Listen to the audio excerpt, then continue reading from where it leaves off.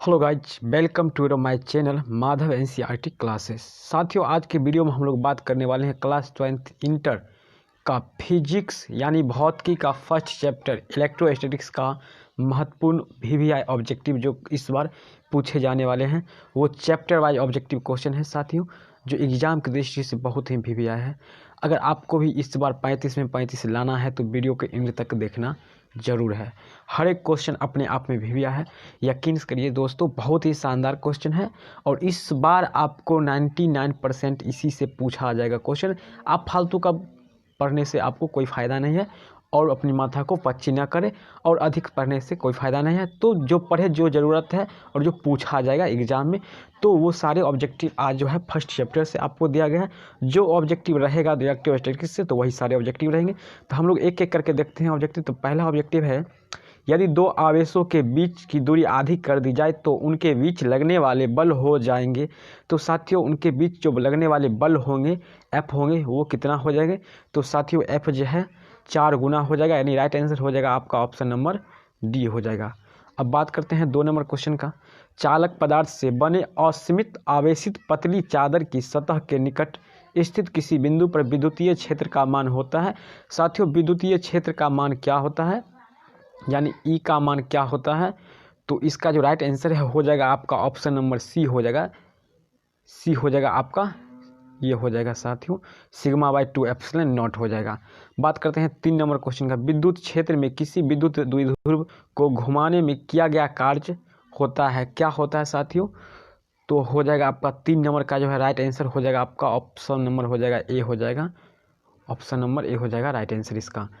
W बराबर PE into 1 - cos theta हो जाएगा। साथियों, कॉस का हिंदी होता है कोज्या होता है कॉस, और टेन का हिंदी होता है स्पर्शज्या होता है। बिल्कुल ध्यान रखिएगा, कभी कभी ऐसा भी जरूरी पड़ जाता है। अब बात करते हैं 4 नंबर क्वेश्चन का। धातु के बने 2 गोलाकार चालकों की धारिता C1 एवं C2। साथियों, धारिता यानी कैपेसिटी होता है। दोनों पर कुछ आवेश है, यदि उनमें संपर्क बनाकर अलग कर दिया जाए तो अलग होने के बाद दोनों पर स्थित आवेश Q1 एवं Q2 के बीच संबंध है। यानी साथियों, Q1 और Q2 जो है यहाँ पर आवेश है, और C1 है जो धारिता है, कैपेसिटी जिसको कहते हैं। तो इस दोनों में क्या संबंध है? तो 4 नंबर का राइट आंसर हो जाएगा आपका ऑप्शन नंबर बी हो जाएगा। Q1/Q2 = C1/C2। अब बात करते हैं 5 नंबर क्वेश्चन का। समान धारिता के 3 संधात्रियों को श्रेणी क्रम में जोड़ने पर तुल्य धारिता 6 माइक्रोफैराड होती है। यदि उन्हें समांतर क्रम में जोड़ा जाए तो धारिता होगी, धारिता क्या हो जाएगी?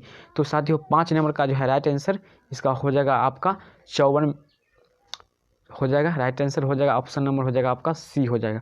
अब बात करते हैं 6 नंबर क्वेश्चन का। एक समांतर पट्टिका संधात्री की पट्टियों के बीच अवरक यानी मीका जिसको कहते हैं इंग्लिश में माइका की एक पतली प्लेट रख देने पर संधात्री की धारिता हो जाती है। साथियों, संधात्री की धारिता क्या हो जाती है? तो इसका जो राइट आंसर हो जाएगा आपका क्या हो जाएगा? 6 नंबर का राइट आंसर हो जाएगा बढ़ जाती है, इसकी संधात्री बढ़ जाती है। राइट आंसर हो जाएगा आपका ऑप्शन नंबर ए हो जाएगा। बात करते हैं 7 नंबर क्वेश्चन का। 50 माइक्रोफैराड धारिता वाला एक संधात्री 10 वोल्ट विभव तक आविष्ट किया जाता है, इसकी ऊर्जा क्या हो जाएगी? तो साथियों, 7 नंबर क्वेश्चन का जवाब क्या हो जाएगा राइट आंसर? तो 7 का जो है राइट आंसर हो जाएगा आपका 2.5 गुने 10⁻³ जूल हो जाएगा, यानी राइट आंसर हो जाएगा आपका ऑप्शन नंबर ए हो जाएगा। बात करते हैं 8 नंबर क्वेश्चन का। 2 माइक्रोफैराड तथा 4 माइक्रोफैराड के 2 संधात्री श्रेणीबद्ध है तथा इनके चरम सिरों एक्सटर्म टर्मिनल्स पर 1200 वोल्ट का विभवांतर आरोपित किया जाता है। तो 2 माइक्रोफैराड वाले संधात्री पर विभवांतर क्या होगी? साथियों, विभवांतर क्या हो जाएगा? तो 8 नंबर का जो है राइट आंसर हो जाएगा आपका ऑप्शन नंबर सी हो जाएगा, 800 वोल्ट हो जाएगा। अब बात करते हैं 9 नंबर क्वेश्चन का। किसी समांतर पट्टिका संधात्री के दोनों प्लेटों के बीच एकांक आयतन से संचित ऊर्जा घनत्व का मान होता है। ऊर्जा घनत्व का मान क्या होता है साथियों? तो 9 नंबर का जो है राइट आंसर आपका हो जाएगा ऑप्शन नंबर डी हो जाएगा। राइट आंसर हो जाएगा आपका डी हो जाएगा 1/2 epsilon not E²। Right answer हो जाएगा आपका ऑप्शन नंबर डी हो जाएगा। बात करते हैं 10 नंबर क्वेश्चन का। ध्रुवण का परिमाण निर्भर करता है द्विध्रुव स्थितिज ऊर्जा पर, ऊष्मीय ऊर्जा पर, सी ऑप्शन ए तथा बी दोनों, और डी है ए तथा बी में से किसी पर भी नहीं। तो 10 नंबर बहुत ही शानदार क्वेश्चन है। तो 10 का जो है आपका राइट जवाब हो जाएगा ऑप्शन नंबर सी हो जाएगा। दोनों पर करते हैं, द्विध्रुव स्थितिज ऊर्जा पर भी और ऊष्मीय ऊर्जा पर भी निर्भर करता है ध्रुवण का मान। अब बात करते हैं साथियों 11 नंबर क्वेश्चन, परावैद्युत सामर्थ्य का एसआई मात्रक क्या होता है। परावैद्युत सामर्थ्य का एसआई मात्रक क्या होता है, तो 11 नंबर का जो है राइट आंसर आपका हो जाएगा वोल्ट प्रति मीटर हो जाएगा। राइट आंसर हो जाएगा आपका ऑप्शन नंबर सी, या कभी कभी फेराडे पर मीटर भी होता है साथियों, ध्यान रखिएगा फेराडे पर मीटर भी होता है। बात करते हैं 12 नंबर क्वेश्चन का, शुष्क वायु का सामान्य दाब पर परावैद्युत सामर्थ्य होता है, यानी शुष्क वायु का सामान्य दाब पर परावैद्युत सामर्थ्य होता है, उसका मान कितना होता है। तो 12 नंबर का जो जवाब हो जाएगा right answer option number D हो जाएगा, 3 × 10⁶ वोल्ट पर मीटर हो जाएगा। साथियों यहाँ वोल्ट पर मीटर की जगह आपको फेराडे पर मीटर भी रह सकता है, तो घबराने की बात नहीं है। अब बात करते हैं साथियों 13 नंबर क्वेश्चन का, एक वियुक्त चालक के लिए निम्नांकित में से कौन सा अनुपात अचर होता है। कुल आवेश बटे विभव, कुल दिया गया आवेश बटे विभवांतर, और डी सी है कुल आवेश का स्क्वायर बटे विभव, none of this D option है। तो 13 नंबर का जो राइट आंसर हो जाएगा आपका ऑप्शन नंबर बी हो जाएगा, दिए गए आवेश बटे विभवांतर। अब बात करते हैं साथियों 14 नंबर क्वेश्चन का। तो 14 नंबर क्वेश्चन है, एक विद्युत द्विध्रुव विपरीत आवेश से बना है जिनका परिमाण +3.2 × 10⁻⁻19 कूलम एवं -3.2 × 10⁻⁻19 कूलम है, और उनके बीच की दूरी 2.4 × 10⁻10 मीटर है, तो विद्युतीय द्विध्रुव का आघूर्ण क्या होगा।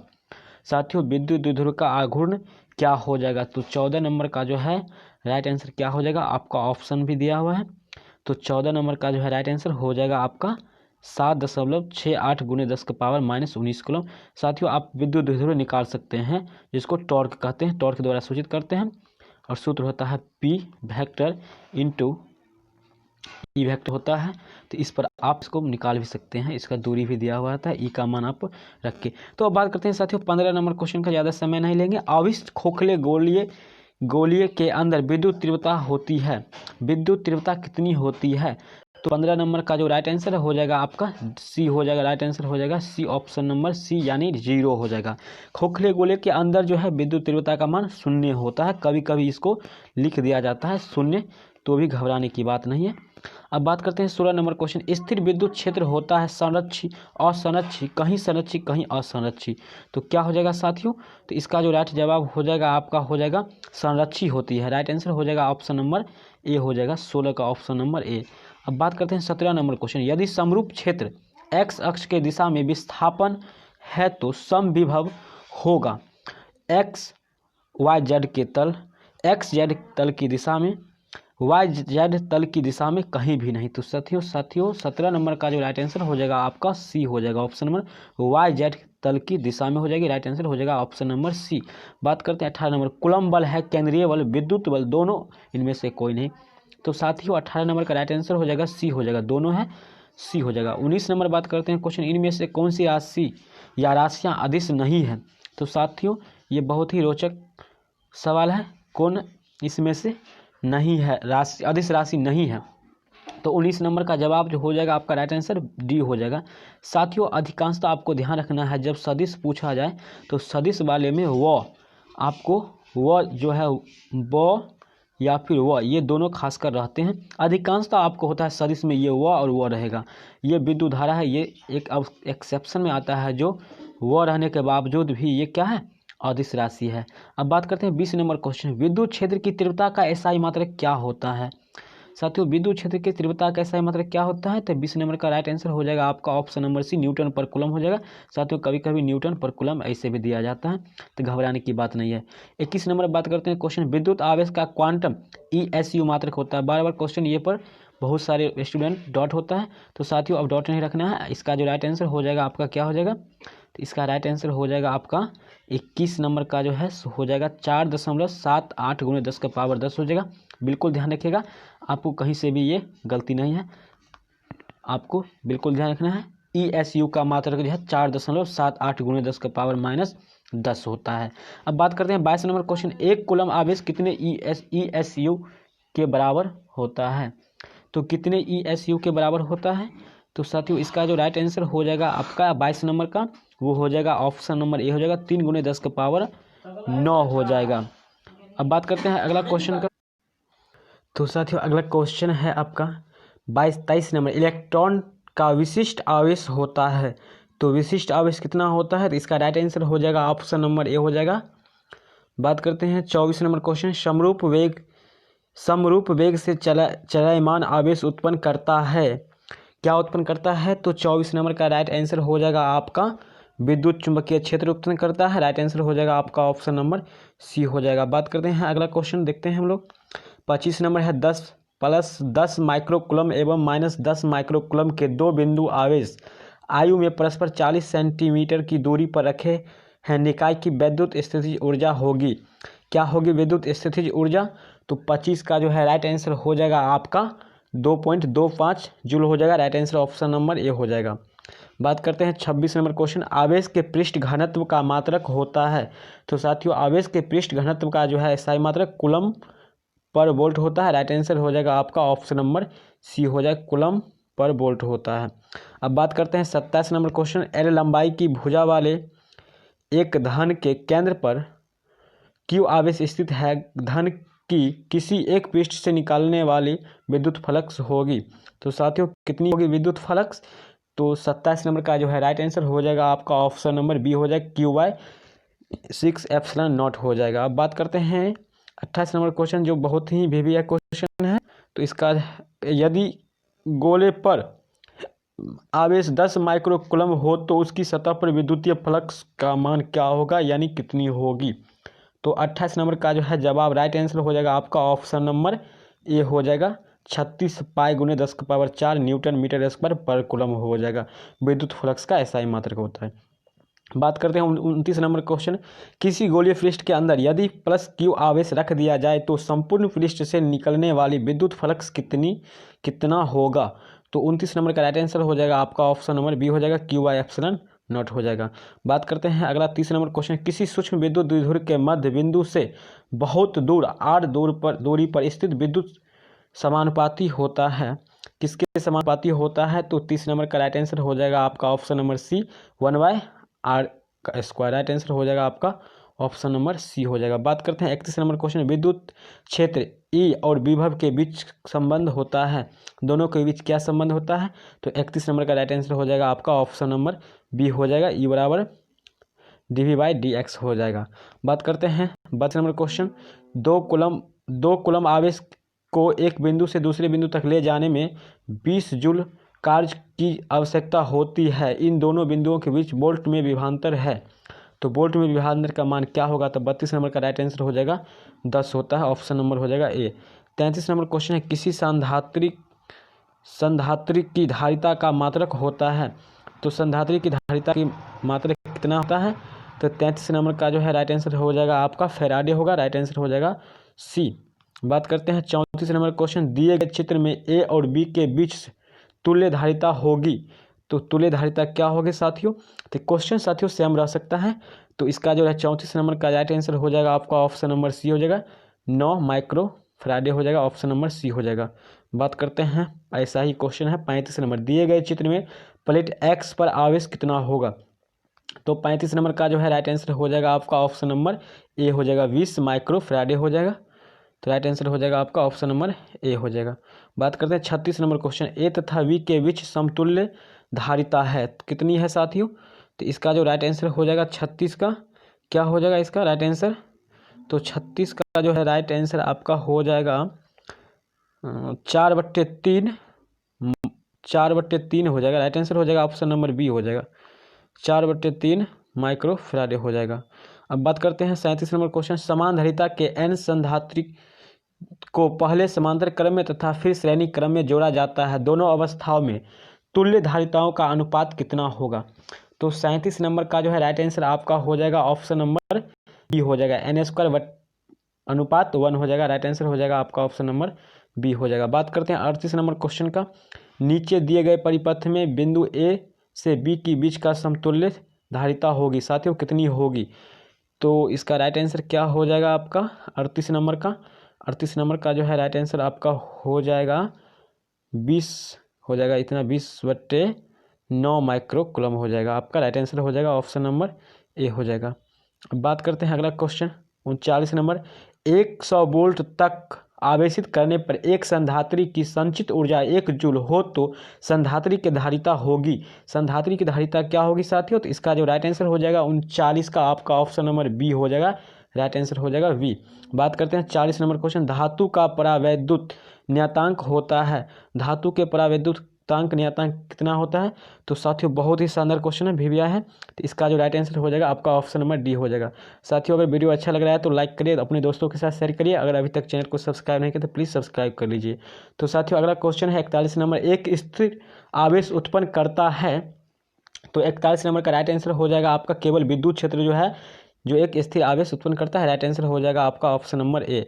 बात करते हैं 42 नंबर क्वेश्चन। फ्री स्पेस की निरपेक्ष विद्युत प्रागम्यता का मान कितना होता है? तो 42 नंबर का जो है राइट आंसर हो जाएगा आपका ऑप्शन नंबर बी हो जाएगा 8.85 × 10⁻12 मीटर पर फैराडे। अब 43 नंबर क्वेश्चन का बात करते हैं। क्या है? सिग्मा एप्सिलॉन नॉट का मान कितना होता है? मात्रक क्या होता है साथियों? इसका मान पूछे तो आपको ये देना है, और मात्रक पूछा गया है तो इसका मात्रक क्या होता है? 43 नंबर है क्वेश्चन। इसका राइट आंसर हो जाएगा आपका ऑप्शन नंबर ए हो जाएगा कूलम पर न्यूटन पर मीटर स्क्वायर हो जाएगा। ये हो जाएगा एप्सिलॉन नॉट का एसआई मात्रक। अब बात करते हैं इसका बेमीय सूत्र क्या होता है? तो बगल में ही बेमीय सूत्र है साथियों, देख सकते हैं, उससे आप ये मात्रक भी निकाल सकते हैं। तो 44 नंबर क्वेश्चन का जो राइट आंसर हो जाएगा आपका ऑप्शन नंबर ए हो जाएगा। इससे ही आप निकाल सकते हैं। तो राइट आंसर हो जाएगा आपका ऑप्शन नंबर ए हो जाएगा। बात करते हैं 45 नंबर क्वेश्चन। एक स्टेट कूलम बराबर डैश कूलम होता है। साथियों कभी कभी हिंदी में भी लिखकर पूछ देता है, एक स्टेट कूलम में डैश कूलम होता है। तो बहुत ही कन्फ्यूजन लाइक क्वेश्चन है साथियों, VVI भी है क्वेश्चन, ये बार बार क्वेश्चन पूछा जाता है। तो 45 नंबर का सवाल का जवाब क्या हो जाएगा साथियों? तो इसका राइट जो आंसर हो जाएगा आपका ऑप्शन नंबर बी हो जाएगा। ऑप्शन नंबर बी हो जाएगा, एकदम कन्फ्यूज नहीं होना है। राइट आंसर हो जाएगा आपका ऑप्शन नंबर बी हो जाएगा। अब बात करते हैं 46 नंबर क्वेश्चन। निम्न में से कौन सा विद्युत क्षेत्र का मात्रक नहीं है? साथियों कह रहा है विद्युत क्षेत्र का मात्रक नहीं है। तो 46 नंबर का जो राइट आंसर हो जाएगा जूल पर कूलम हो जाएगा, जूल पर coulomb. Right answer option number B हो जाएगा। अब बात करते हैं 47 नंबर क्वेश्चन का। 47 नंबर क्वेश्चन क्या है आपका? तो ई तीव्रता के विद्युत क्षेत्र में पी वेक्टर द्विध्रुव आघूर्ण वाले विद्युत द्विध्रुव पर लगने वाला बल आघूर्ण का मान कितना होगा?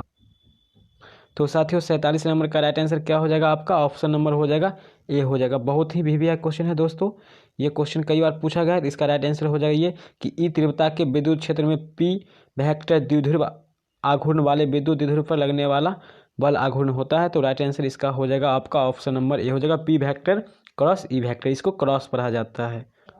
अब बात करते हैं साथियों 48 नंबर क्वेश्चन। भिन्न भिन्न त्रिज्या के दो गोलों पर समान आवेश हो तो विभव का मान होगा। तो साथियों विभव का मान क्या होगा? तो 48 नंबर का जो है राइट आंसर आपका हो जाएगा, आपका 48 नंबर का राइट आंसर हो जाएगा आपका ऑप्शन नंबर ए, छोटे गोला पर अधिक होगा उत्पन्न होगा। राइट आंसर हो जाएगा आपका ऑप्शन नंबर ए हो जाएगा। बात करते हैं 49 नंबर क्वेश्चन। किसी द्विध्रुव के अक्ष से r दूरी पर विद्युत क्षेत्र की तीव्रता होती है। तो साथियों बहुत ही VVI क्वेश्चन है। तो 49 नंबर का जो है राइट आंसर हो जाएगा आपका ऑप्शन नंबर डी हो जाएगा राइट आंसर। बात करते हैं अंतिम और लास्ट क्वेश्चन है 50 नंबर। यदि किसी विद्युत द्विध्रुव की अक्षीय रेखा पर स्थित किसी बिंदु पर विद्युत क्षेत्र की तीव्रता E1 और उतनी ही दूरी पर निरक्षीय स्थिति में विद्युत क्षेत्र की तीव्रता E2 हो तो उसका मान कितना होगा? तो साथियों 50 नंबर का राइट आंसर हो जाएगा आपका 50 का हो जाएगा E1 बराबर 2E2 हो जाएगा। राइट आंसर हो जाएगा आपका ऑप्शन नंबर ए हो जाएगा। तो दोस्तों आज का वीडियो आपको कैसा लगा? अगर वीडियो पसंद आया तो लाइक करेगा, अपने दोस्तों के साथ शेयर करेगा। बहुत सारे क्वेश्चन ये VVI हैं।